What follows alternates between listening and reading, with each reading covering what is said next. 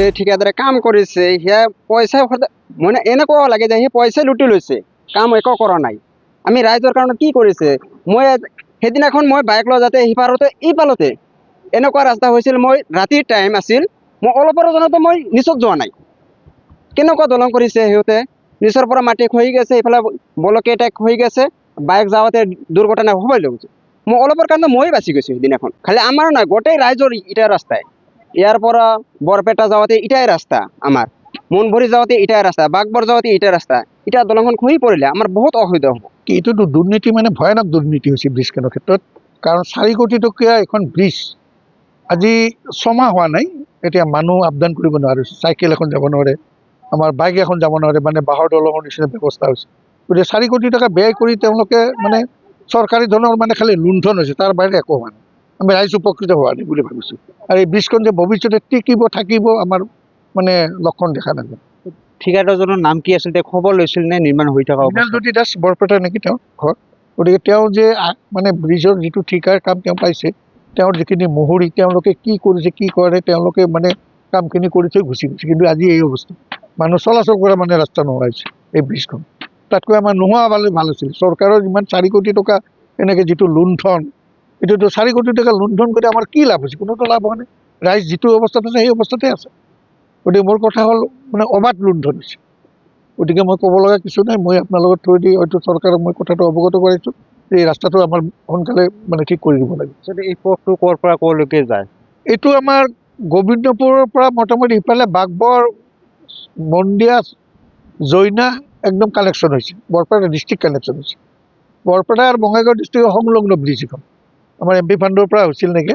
তাৰমানে আমাৰ তদন্ত কৰিব লাগে, তেওঁলোকে তদন্ত কৰি কি হৈছে কি নহয় তেওঁলোকে চাই যাওক। কাৰণ ব্ৰিজখন বুজাই দিওঁতেতো আমাৰ বিবেকীয় মানুহ দেখা নাপালোঁ ইয়াতে, যে ব্ৰিজখন বুজাই দি গৈছে, অকল ফটো মাৰি লৈ গৈছে, বাছ তেওঁলোকে মানি লৈছে। এনেকুৱা হ'ব পাৰে, কানাই ক'ব। অন্ধ মানুহ এজনে খোজকাঢ়িলে ক'ব যে ব্ৰিজ হৈ আছে, ৰাস্তা হৈছে, কি হৈছে, ব্ৰিজৰ এপ্ৰচত দিছে। প্ৰকাণ্ড প্ৰকাণ্ড গাঁত আপোনালোকে নিজে দেখিছে, ফটো মাৰিছে, দেখাই পাইছে, আৰু কি ক'ম, ক'বলগীয়া নাই মই।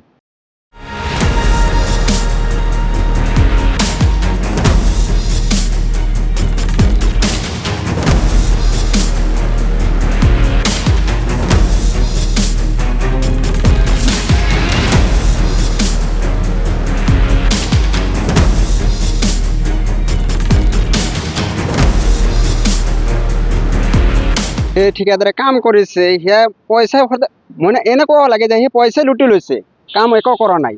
আমি ৰাইজৰ কাৰণে কি কৰিছে, মই সেইদিনাখন মই বাইক লৈ যাতে সিপাৰতে ইপালতে এনেকুৱা ৰাস্তা হৈছিল, মই ৰাতিৰ টাইম আছিল, মই অলপৰ জনতো মই নিচক যোৱা নাই। কেনেকুৱা দলং কৰিছে সিহঁতে, নিচৰ পৰা মাটি খহি গৈছে, এইফালে বলকে এটাক খহি গৈছে, বাইক যাওঁতে দুৰ্ঘটনা হ'বই লাগিছে। মই অলপৰ কাৰণে মই বাচি গৈছোঁ সেইদিনাখন। খালি আমাৰ নাই, গোটেই ৰাইজৰ ইটাৰ ৰাস্তায়। ইয়াৰ পৰা বৰপেটা যাওঁতে ইটাই ৰাস্তা, আমাৰ মনভৰি যাওঁতে ইটাই ৰাস্তা, বাগবৰ যাওঁতে ইটাই ৰাস্তা। এতিয়া দলংখন খহি পৰিলে আমাৰ বহুত অসুবিধা হ'ব। এইটোতো দুৰ্নীতি, মানে ভয়ানক দুৰ্নীতি হৈছে ব্ৰিজখনৰ ক্ষেত্ৰত। কাৰণ 4 কোটি টকীয়া এখন ব্ৰিজ আজি 6 মাহ হোৱা নাই, এতিয়া মানুহ আপডাউন কৰিব নোৱাৰে, চাইকেল এখন যাব নোৱাৰে, আমাৰ বাইক এখন যাব নোৱাৰে, মানে বাঁহৰ দলঙৰ নিচিনা ব্যৱস্থা হৈছে। গতিকে 4 কোটি টকা ব্যয় কৰি তেওঁলোকে মানে চৰকাৰী ধৰণৰ মানে খালি লুণ্ঠন হৈছে, তাৰ বাহিৰে একো হোৱা নাই। আমি ৰাইজ উপকৃত হোৱা নাই বুলি ভাবিছোঁ। আৰু এই ব্ৰিজখন যে ভৱিষ্যতে টিকিব থাকিব, আমাৰ মানে লক্ষণ দেখা নাযায়। ঠিকাদাৰজনৰ নাম কি আছিল, তেওঁ খবৰ লৈছিল নে নিৰ্মাণ হৈ থকা অৱস্থাত? জ্যোতি দাস বৰপেটা নেকি তেওঁৰ ঘৰ। গতিকে তেওঁ যে মানে ব্ৰিজৰ যিটো ঠিকাৰ কাম তেওঁ পাইছে, তেওঁৰ যিখিনি মুহুৰি তেওঁলোকে কি কৰিছে কি কৰে, তেওঁলোকে মানে কামখিনি কৰি থৈ গুচি গৈছে। কিন্তু আজি এই অৱস্থা, মানুহ চলাচল কৰা মানে ৰাস্তা নোহোৱা হৈছে এই ব্ৰিজখন। তাতকৈ আমাৰ নোহোৱা পালে ভাল আছিল। চৰকাৰৰ যিমান 4 কোটি টকা এনেকৈ যিটো লুণ্ঠন, এইটোতো 4 কোটি টকা লুণ্ঠন কৰি আমাৰ কি লাভ হৈছে, কোনোতো লাভ হোৱা নাই। ৰাইজ যিটো অৱস্থাত আছে সেই অৱস্থাতে আছে। গতিকে মোৰ কথা হ'ল মানে অবাধ লুণ্ঠন হৈছে। গতিকে মই ক'ব লগা কিছু নাই, মই আপোনাৰ লগত থৈ দি হয়তো চৰকাৰক মই কথাটো অৱগত কৰাইছোঁ যে এই ৰাস্তাটো আমাৰ সোনকালে মানে ঠিক কৰি দিব লাগে। এই পথটো ক'ৰ পৰা ক'লৈকে যায়? এইটো আমাৰ গোবিন্দপুৰৰ পৰা মোটামুটি ইফালে বাগবৰ, মন্দিয়া, জৈনা একদম কানেকশ্যন হৈছে, বৰপেটা ডিষ্ট্ৰিক্ট কানেকশ্যন হৈছে।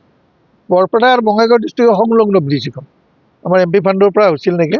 তাৰমানে আমাৰ তদন্ত কৰিব লাগে, তেওঁলোকে তদন্ত কৰি কি হৈছে কি নহয় তেওঁলোকে চাই যাওক।